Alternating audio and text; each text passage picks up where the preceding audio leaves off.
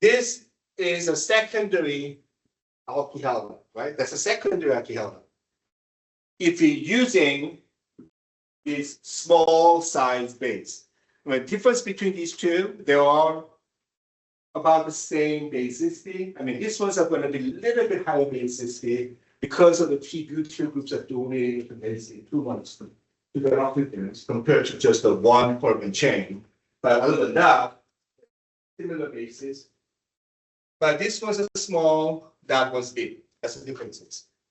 If you're using that with small base like the methoxide, I mean, of course, we could expect an SN2 products, but that's not the concern right now. We are going to talk about just elimination products. Then we can expect 2 elimination products. One, removing this hydrogen on the more substitute side, that's going to make a double bond between these two. That makes that. And then less substituted hydrogen, if it's pulled by the base, you're going to make a double bonds between 1 and 2, and this makes this. So this is a more substituted double bond compared to that one.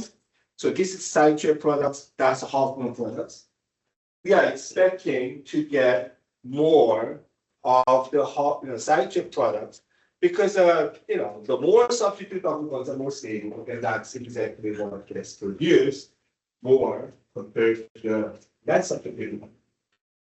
If you're using ketoxide on the secondary alkyl halide, you get the same result. The ratio remained the same. I mean, this a little bit went down, but that's roughly the same anyway. So p-butoxide, smaller base like a methoxide, it doesn't make any differences for the secondary alkyl halide. You get the majority produced as side chain products. But that's different when you're using tertiary alkyl halide. So I said that's the reason I keep saying that tertiary alkyl halide, when you're using a Berkey base, things can be different. This is a tertiary alkyl halide with a small base, right? As I said, the special circumstances making Hofmann products major products is a Berkey base with a tertiary alkyl halide. This is a tertiary alkyl halide with a small base. So we're not expecting Hofmann product as a major. And then you're going to get the same thing. You get the methoxide, can pick up either side. If you pick up this one, you're going to get the more substituted double bonds. If that one picks up hydrogen from the less substituted side, you get the less substituted products. You get the more substituted products, even though the base is small, it's a tertiary alkyl halide. It things can follow the same rule. It makes a more substituted double bonds. So everything fine until you size up the base for the tertiary alkyl halide. So that's a very special circumstances. I keep saying tertiary alkyl halide, if you're using same material, you get the ratio in opposite. You get the less substituted product as a major, more substituted as a minor. So you can see that is Berkey base is typically good for guarantee the E2 elimination reaction without having a complication as in 2. But if you're using a Berkey base on the tertiary alkyl halide, which you don't need this Berkey base for the E2 elimination reaction, because the tertiary alkyl halide SN2s are not going well anyway, no matter what base you use. So tertiary alkyl halide, Berkey base is a situation you just push to bottom. And that's the reason you get opposite preference, the outcome of the products. So less substituted products is a major when you're using these combinations. Berkey base on the tertiary alkyl halide. Other than that, side chain product is a major product. So that's something that I want you to know.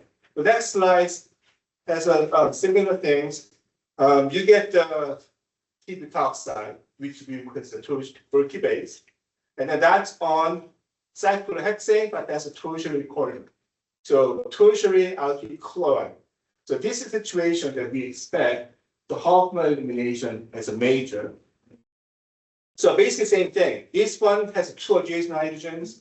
This is a more substituted carbon. That's a less substituted carbon.